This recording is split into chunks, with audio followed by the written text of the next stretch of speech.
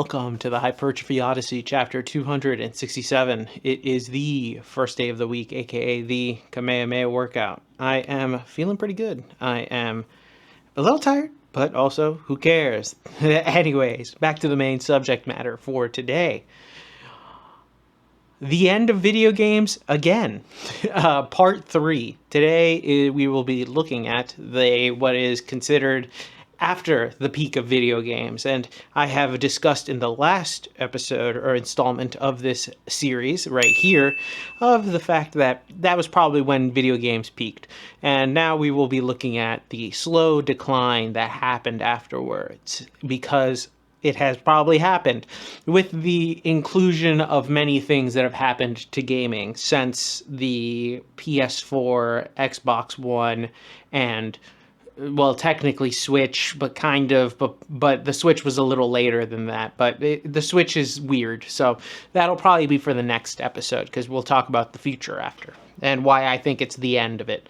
So this episode is going to be just talking about the decline, really. I don't think that, obviously, it took a few years of sustained success for the decline to really happen. Things in the world didn't help it later on, like 2020, but we'll discuss that in the next installment because that is part of it. But the reason why I wanted to discuss this, particularly games as a service, is one of the biggest issues when it comes to games. It's not the only issue. There's another big, giant box right here that will have approximately 35% to telling you of what actually is the issue with some of this stuff, but you gotta pay $5.99 for that one. So, or just beat the game for $6.99. So it all just depends. But that one we'll get to later. But first I want to just discuss games as a service, because that's the best way that it is described now, that most games are now just a service, and depending on which one you're either getting an annual ticket into the service, or you're getting the one game continuously, getting a new service every 6 months that you have to buy a new pass for. So either way, I should also mention the ones where you have to buy the skins or buy new things for it, because that's a whole other, it's in the same realm. So the downfall for me personally, when it came to this level of gaming, wasn't the fact that I had to pay for all this stuff, that a lot of these video games now use themselves as a platform in order to perpetuate the monetization grabs that they can keep going and going and going, or refreshes every year of the same game, when reality people just want the one that they had millions of years ago now at this point, just done again. I think for me personally, what got me a little disenfranchised with this generation, the PS4 particularly, is that after a while, a lot of games were just re-releases or remasters or or compilations of all games that I've already played. And we'll get to this in the next episode, but we've reached a point where emulation is doing like crazy work now.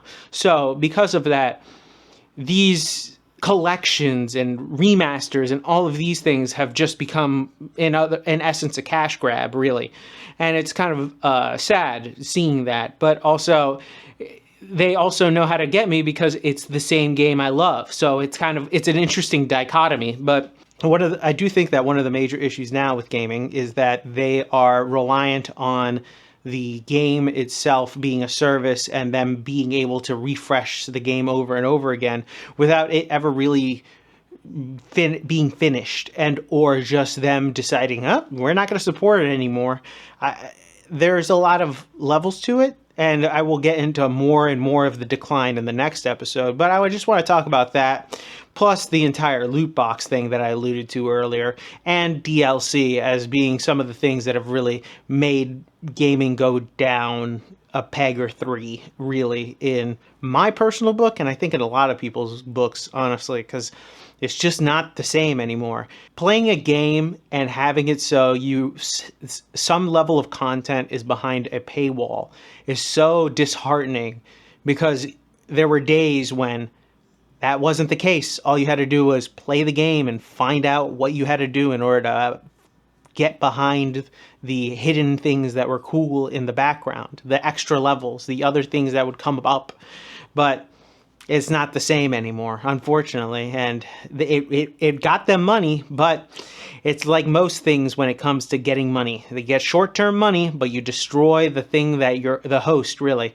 There's another thing that does this. It's in the something equity in real estate, and that's a different episode for a different day, but it's something similar happening to gaming. So we'll get into a few things like that, how I'm just like whatever about games after this. And with that being said, I will see you at Mother Base.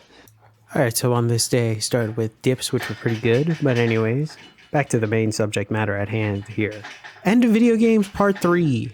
Video games as a service, which we will get into in a little bit. But first, I wanted to cover what this covers. And kind of going into the modern day, I wanted to cover mostly the PS4, Xbox One, and the Wii U, which we will get to in a second, era. Because this in itself is really capitulates the last true, I would say, era of video games.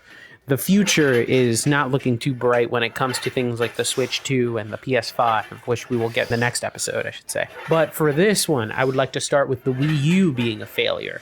And that being kind of, I wouldn't say the canary in the coal mine, but realistically, it probably was. Sure, the Wii U was a little out of date, plus a few other issues with it that made it not as popular or mainstream as it could have been.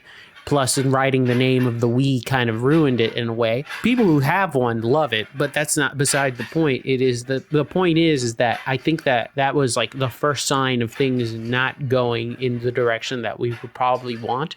And the other sign is the fact, well, there's a bunch of other signs nowadays, but this is where games started to become more of a service. So thus, they had things that make it so you could pay for things like downloadables, whether it be costumes, whether it be DLC, whether it be loot boxes. Loot boxes in itself being an entire industry within video games that is basically just gambling for children. Let's call a spade here. This is realistically what it is. You're paying money to open up a box in hopes that you're going to find something that is valuable. Maybe. That's it. That's literally just gambling. I don't know how else to explain that. And it's bad in that sense because now you have a bunch of kids that are addicted to gambling later on in their life. So it is something to be aware of, to say the least. And I think that the rise of the PC in general has kind of led to an issue where there is no middle ground in games because of it now, because so many games are available on Steam, and Steam is a great advancement in video games, but it's also led to the stagnation of the quote middle class of games where you could get, not necessarily AAA titles, but not necessarily bottom of the barrel indie titles. And I'm not calling all indie titles bottom of the barrel, but most of the time when they are indie, it is definitely not as middle groundish as there once was, because there used to be middle ground games where they aren't necessarily top of the line, but they aren't necessarily the worst of they aren't necessarily a single man studio, which makes it so they come out years later, which there still could be good. That's not the point. The point is that these middle games have gone away completely because it seems as though anybody can publish anything on Steam. So the bar can be lowered a lot because of it,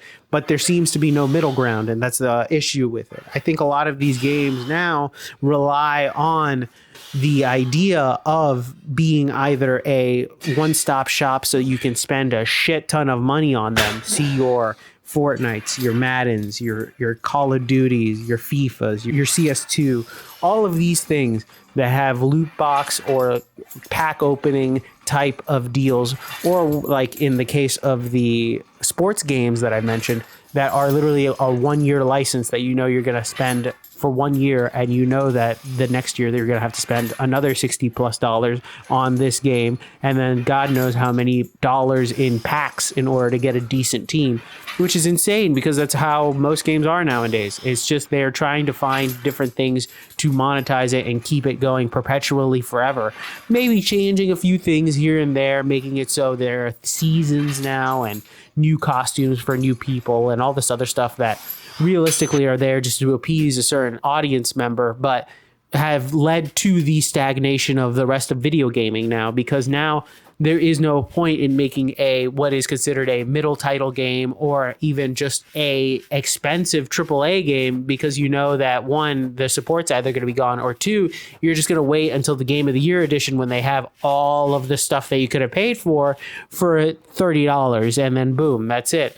So it kind of creates like a weird vicious cycle where you can't really invest in a game early unless you're super into the franchise, but you know damn well that you're going to get nickeled and dimed until the very end afterwards, or just wait until the Game of the Year edition, and then there you go. You get everything for free and cheaper too.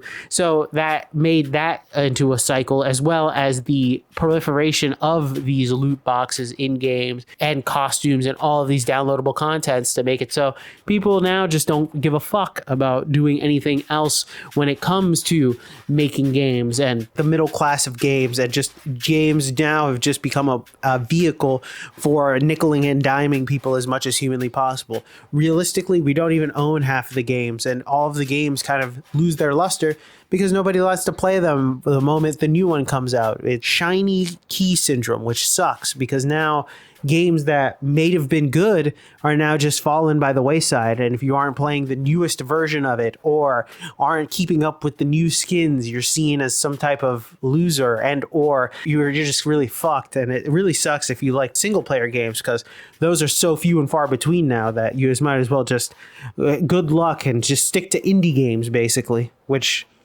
isn't the best of them all per se if you really want a middle of the ground decent experience. And we're back. Welcome to the workout debriefing. Exercises not filmed, none. Exercises skipped, also none. Got everything in, thankfully. I am feeling very tired right now, but that's beside the point. Anyways, back to the main subject matter for today. The end of video games, again, part 3. We are at nearly the end point of where I really wanted to talk about it, but I feel like setting everything up really does put all of it, the true gaming industry, in perspective, or at least from a consumer's perspective, because now at this point we are getting closer and closer to the modern day with the announcement of the Switch 2 and everything else that comes along with that, which I will get to in the next episode. But to wrap this little episode up, a lot of the issues that have come up with video games now have become just because the companies are looking for quick monetization outlets, and then once the game is tapped out, they'll just say fuck the game and call it a day. And that is the worst thing that could ever happen. Realistically, all of these games are just going to keep being cash cows until they're not, and then they're going to cut it off, and then they're going to have spent thousands of dollars on something that doesn't even work anymore, which is insane to even think about, but yet people are doing it. The amount of people that probably have spent tens of thousands of dollars on the following games: League of Legends, Dota 2, Genshin Impact, CSGO 2, Fortnite, Call of Duty, Madden, FIFA, Escape from Tarkov, any of those types of shooters that are like that, Rust, any of those games, the amount of money that has been put into it that will probably be rugged underneath from you in the future, as the assets and everything else will probably be gone unless you're dealing with some people that are doing private hosting of servers. But realistically, with game companies how they are nowadays, they're going to just go after the people that are hosting them. So realistically, money down the drain. It sucks because you know that even eventually these things are just going to end. It's not like games last forever. You can look at so many examples of them just shutting down the service after a year or even less, or even as they come out. See Concord. But it is going to be a issue that's only going to grow more and more, to the point where modern games, I have a feeling, are just going to be really just short-term rentals at a certain point, and then they're just going to take it away from you. I'm waiting for the day where they have like time limits on when you can beat the game and call it a day. That's going to be happening, I feel like, sooner rather than later. Eventually that's going to happen, and that's just a whole other feeling I have about the future. So that's what we'll probably talk about in the next episode. But to talk more about other things that are issues with that, besides the idea that we are dealing with games as a service, we're also dealing with loot box and or gacha game, epidemic, realistically games that aren't really games. I'm looking at you, any mobile game really, the rise of mobile games and the pay to win now model.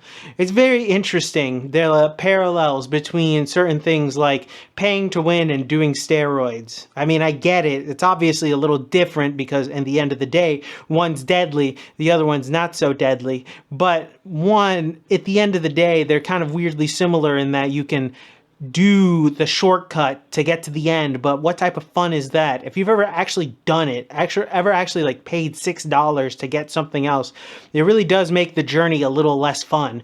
And that's the funny part about that. But also, as well, it just ruins the entire game, and you can see it on both sides, really, because, you know, most of the people who do end up doing a lot of drugs, they don't really know how to get to a good body on their own, so it's really just the drugs that they're falling back on. And with the game, they just didn't want to put in the grinding that these games are meant to do so that they can entice you in order to pay for the forwarding of time or whatever else thing so you can win.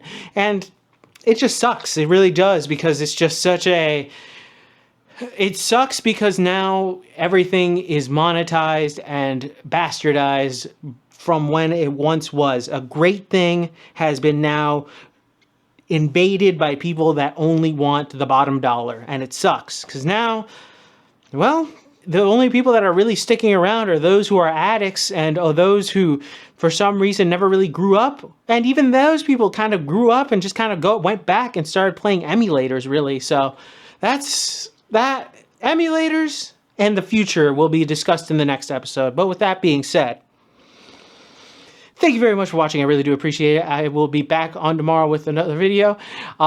Tell me what you think in the comments below about this one. I'm very curious to hear your opinions about modern gaming, at least in this current sense. I would love to hear your thoughts and opinions about it.